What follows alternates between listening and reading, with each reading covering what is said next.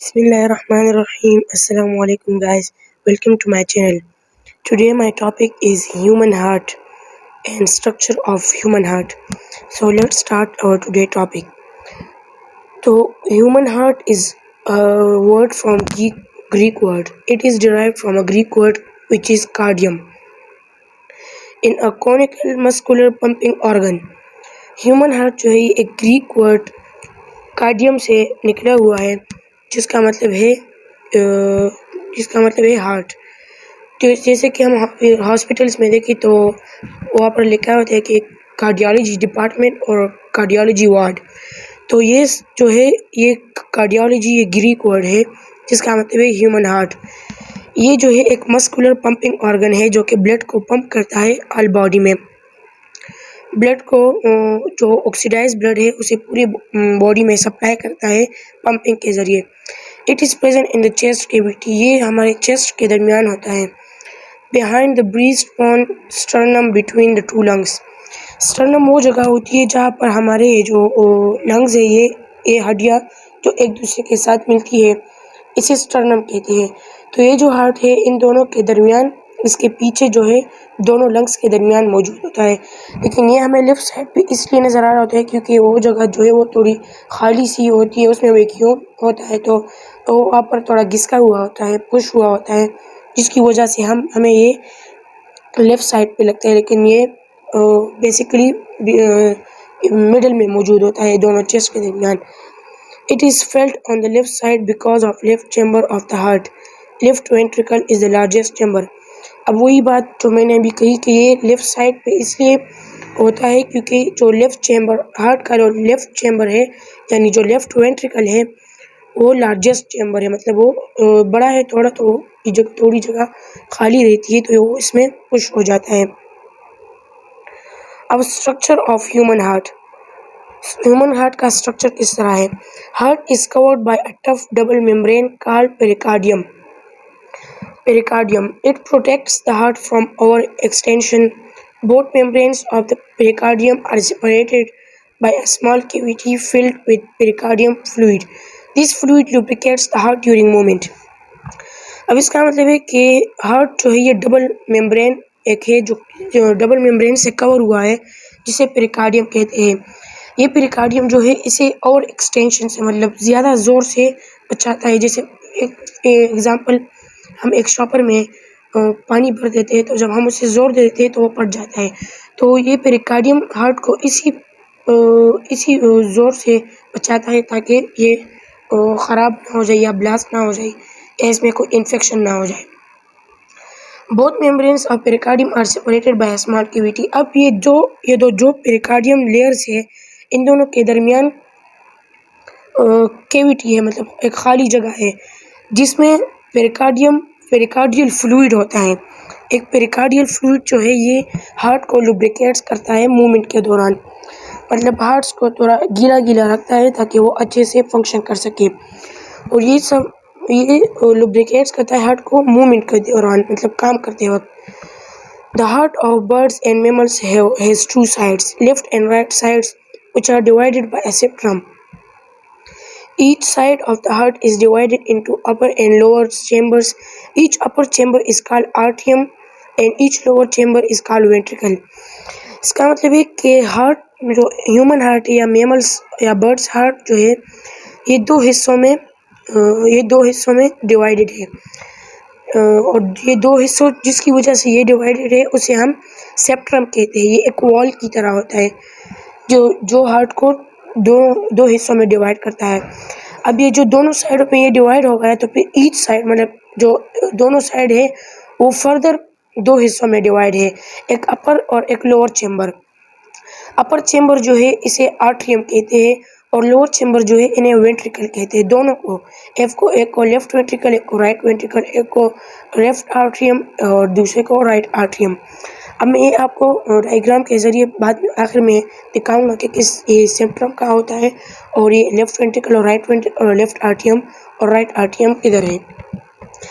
There are two arteria, left and right arteria, and there are two ventricles, left and right ventricles. The arteria are thin-walled, while ventricles are thick-walled.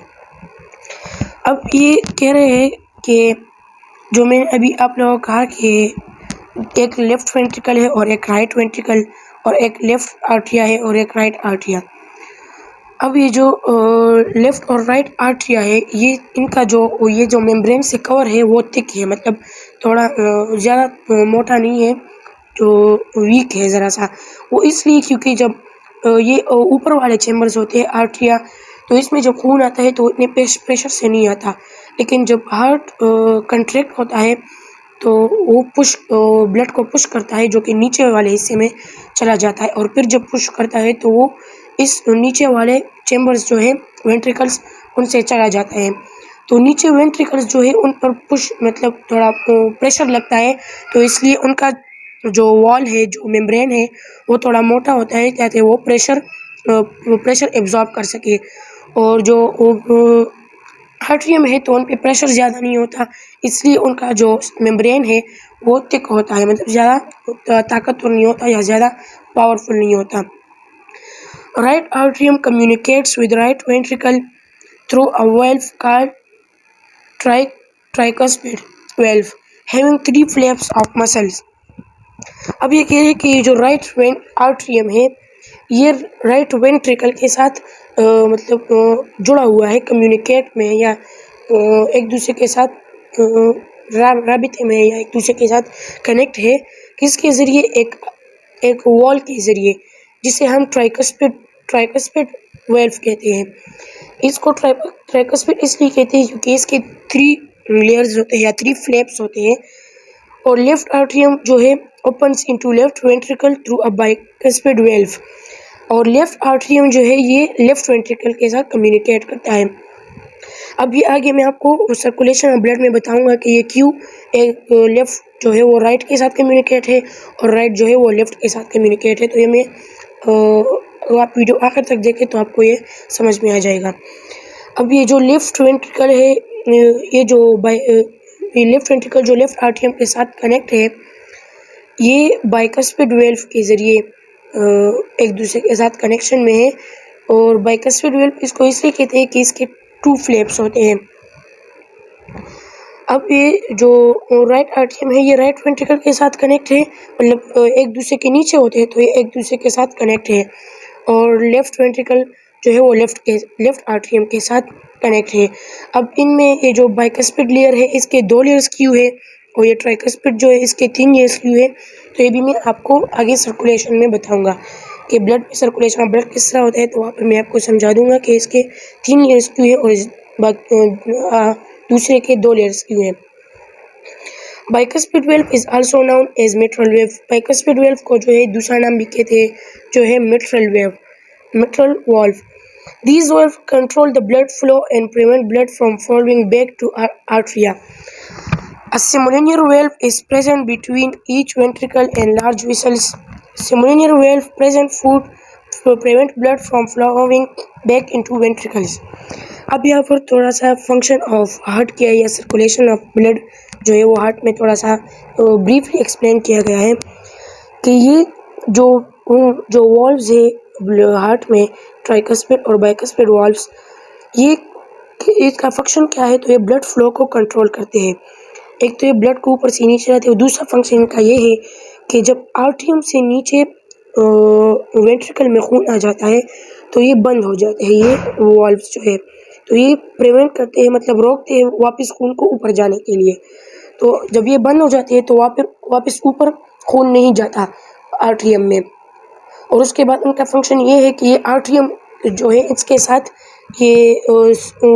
साथ जो एक और valve होते हैं दोनों side पे, left atrium और left ventricle और राइट वेंट्रिकल के साथ 2 सेमाइलोनर वॉल्व्स होते हैं, जो कि ईच वेंट्रिकल के साथ मौजूद होता है। और ये विसल्स होते हैं, विसल्स जो ब्लड कैरी करते हैं, लार्ज विसल्स है। ये जो वॉल्व्स होते हैं, ये सेमोलिनियर वॉल्व, ये भी वही तरह फंक्शन है जो कि ब्लड फ्लो को कंट्रोल करता है और रोकता है ब्लड को वापस वेंट्रिकल में जाने के लिए। ये जो ट्राइकस्पिड और बाइकस्पिड वॉल्व जो है, ये खून वेंट्रिकल से आर्टरियम जाने के लिए रोकते हैं, वापस जाने के लिए। और ये जो सेमोलिनियर वॉल्व्स होते हैं, ये सेमोलिनियर वॉल्व से वेंट्रिकल से खून वापस जाने के लिए रोकते हैं। अब इसमें दूसरा टॉपिक है कि ब्लड में खून सर्कुलेट किस तरह करता है या सर्कुलेशन ऑफ ब्लड किस तरह होता है हार्ट चेम्बर्स में।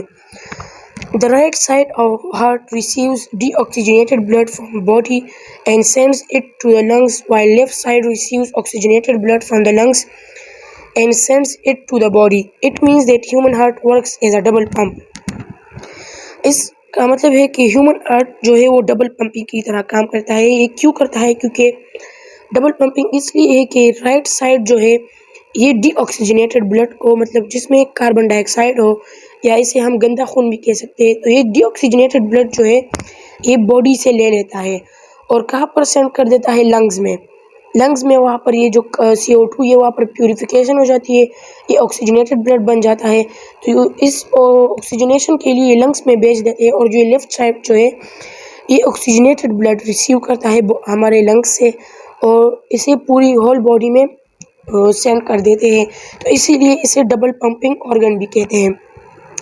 The right atrium receives deoxygenated blood from the whole body through venae cava, largest veins. This blood is pumped to a right ventricle through tricuspid valve. When right ventricle contracts, the deoxygenated blood is pumped to the lungs through pulmonary arteries. इसका मतलब है कि ये right atrium जो है ये deoxygenated मतलब गंदा खून जो है वो होल बॉडी से वेनाई के ज़रिए ले लेता है, जो कि लार्जेस्ट वेन्स है। और ये जो खून है ये गंदा डीऑक्सीजनेटेड ब्लड ये पंप हार्ट इसको पंप कर देता है प्रेशर के ज़रिए राइट वेंट्रिकल में, तो नीचे आ जाता है थ्रू ट्राइकस्पिड वेल्व। ऊपर हमने पढ़ा कि ट्राइकस्पिड वेल्व के ज़रिए ये खून की गर्दिश को कंट्रोल करता है और ट्रांसफर ऑफ खून को कंट्रोल करता है। तो ये ट्राइकस्पिड वेल्व के ज़रिए राइट आर्ट्रियम से राइट वेंट्रिकल नीचे आ जाता है।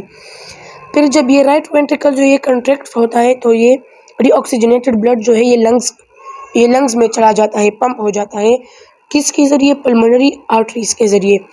अब ऊपर जो है ये ऊपर से वो वेनाई केव के ज़रिए आती है और नीचे जो लंग्स को खून जाता है वो पल्मोनरी आर्टरीज के मदद से जाता है। तो इसे ये इम्पॉर्टेंट नेम्स है हार्ट के चैम्बर्स या वाल्व्स के, तो इसे याद करना चाहिए। अब इसका अगला टॉपिक है कि द ऑक्सीजनेटेड ब्लड मतलब ऑक्सीजनेटेड ब्लड किस तरह ट्रांसफ़र या ट्रांसपोर्ट होता है। तो oxygenated blood from lungs come back to a left atrium through pulmonary veins. From here, this oxygenated blood is pumped to the left ventricle via bicuspid valve. यहाँ पर जो है ये जो डीऑक्सीजनेटेड ब्लड जो लंग्स को चला जाता है, ये जो डीऑक्सीजनेटेड ब्लड जो लंग्स को चला जाता है पल्मोनरी आर्टरीज के ज़रिए, जो कि पल्मोनरी आर्टरीज के ज़रिए वो लंग्स में चला जाता है डीऑक्सीजनेटेड ब्लड, तो वो वहाँ पर ऑक्सीजनाइज होता है और फिर वही पल्मोनरी आर्टरीज के ज़रिए जो है वो लेफ़्ट आर्ट्रियम में आ जाता है और फिर वो जो है लेफ़्ट वेंट्रिकल में पंप हो जाता है। किसके ज़रिए? बाइकस्पिड वेल्व के ज़रिए। बाइकस्पिड वाल्व इसको नीचे ले जाता है। अब इस यहाँ पर जो रीज़न मैंने आपको जो मैंने आपको स्ट्रक्चर ऑफ हार्ट में बताया कि मैं आखिर में बताऊंगा कि बाइकस्पिड वाल्व में दो लेयर्स क्यों है और ट्राइकस्पिड वाल्व में 3 लेयर्स क्यों है। तो जैसा कि आपको पता है कि बॉडी में खून ज़्यादा है, तो जब वो आ जाता है तो खून ज़्यादा होता है राइट आर्ट्रियम में, तो जब पुश होगा तो ज़्यादा खून ज़्यादा प्रेशर के साथ जाएगा। तो इसलिए ट्राइकस्पिड वाल्व थोड़ा स्ट्रॉन्ग बनाया गया है ताकि वो उस प्रेशर को एब्जॉर्ब करे। और फिर जब ऑक्सीजनेटेड ब्लड आता है तो थोड़ा थोड़ा होता है, मतलब ज़्यादा मिकदार में नहीं होता, तो इसलिए वो जब वो पुश होता है तो ज़्यादा प्रेशर नहीं होता उस पर। इसलिए बाइकस्पिड वाल्व जो है ये 2 लेयर्स पे है, क्योंकि इस पे इतना प्रेशर नहीं होता ताकि इसे एब्जॉर्ब करे। अगर इस पे भी ज़्यादा प्रेशर होता तो अल्लाह ताला ने इसको बहुत अच्छी तरीके से बनाया है। उसकी बहुत बड़ी ज़ात है जिसने हर एक चीज़ को एक ख़ास तरीके पर बनाया है। जैसे बाइकस्पिड वाल्व और ट्राइकस्पिड वाल्व इन दोनों के स्ट्रक्चर को आप देख सकते हैं कि किस तरह ये अपने अपने प्रेशर के मुताबिक इनके लेयर्स बनाए गए हैं। When the left ventricle contracts, the oxygenated blood is pumped into aorta, the largest artery, which distributes into the whole body through a network of arteries. अब जो है ये लेफ्ट वेंट्रिकल में जो खून आ जाता है ये भी फिर पुश हो जाता है, मतलब कंट्रैक्ट हो जाता है, पंप हो जाता है किसके ज़रिए, ऑर्ट्रा के ज़रिए, जो कि लार्जेस्ट आर्टरी है। और ये जो राइट वेंट्रिकल है, इससे जो खून पंप होता है वो वेन्स के ज़रिए होता है, मतलब वेनाए के हुई है, जो कि लार्जेस्ट वेन है। और ये तो आपको पता होगा कि आर्टरीज जो है वो खून सप्लाई करती है पूरी बॉडी में, और वेन्स जो है वो हार्ट तक वो ब्लड लाती है। तो इसलिए ये वेन्स जो है ये और लंग्स तक ब्लड ले जाती है ताकि वो ऑक्सीजनाइज हो जाए, और फिर जब बॉडी में डिस्ट्रीब्यूट होती है ब्लड तो वो ऑर्टा के ज़रिए जो कि लार्जेस्ट आर्टरी है, और जो कि लार्जेस्ट वेन है वो वेनाए केविया है, जो कि ब्लड लंग्स तक ले जाती है। तो अब आगे बढ़ते हैं, जो ओट्रा है ये लार्जेस्ट आर्टरी है जो कि पूरी बॉडी में खून डिस्ट्रीब्यूट करती है through a network of arteries, मतलब एक आर्टरीज के एक ग्रुप के ज़रिए, एक नेटवर्क के ज़रिए पूरी बॉडी में ब्लड से खून ट्रांसफ़र कर देती है। अब ये नीचे आप डायग्राम देख रहे हैं, इसमें पूरे लेबल हो चुका है कि कौन-कौन से नाम के ये कहाँ पर है। ये जो है ये जगह सेप्ट्रम है, जो जिसने इस हार्ट को डिस्ट्रीब्यूट कर दिया है, इसको बताया गया है सेप्ट्रम, जो कि ये राइट वेंट्रिकल होगा और राइट एट्रियम, और ये लेफ्ट साइड होगा इसका, या रे इसे ये राइट साइड होगा और ये लेफ्ट साइड होगा। अब ये जो ऊपर फिर जो है ये फर्दर, ये जो लाइन आप देख रहे हैं ये इसने फर्दर डिवाइड किया है, ये अपर चेम्बर्स और ये लोअर चेम्बर्स। ये राइट आर्टरियम है जो कि राइट वेंट्रिकल को ब्लड सेंड करती है, और ये जो है ये लेफ्ट आर्टरियम है जो कि लेफ्ट वेंट्रिकल को सेंड करती है खून। अब ये जो यहाँ पर हमने पढ़ा था कि ट्राइकस्पिड वेल्व जो है वो राइट आर्टरियम में मौजूद होता है और राइट वेंट्रिकल के दरमियान, तो ये है ट्राइकस्पिड वेल्व और ये है बाइकस्पिड वेल्व। तो और ये जो है ये सिमोलिनर वेल्व है। इसमें सारे जो आर्टरीज है ये है वेना केवा, जो कि बहुत लार्जेस्ट वेन है, और ये लेफ्ट वेंट्रिकल जो है ओट्रा के ज़रिए यहाँ पर ये ब्लड चला जाता है, और ये ऊपर ये जो सारे इसके वॉल्स हैं। तो उम्मीद है कि आपको सारा हार्ट में ट्रांसपोर्टेशन और हार्ट का स्ट्रक्चर समझ में आ गया होगा। इसी तरह और वीडियोज़ के लिए हमारे चैनल को सब्सक्राइब करें और वीडियो को लाइक और शेयर करना ना भूलें।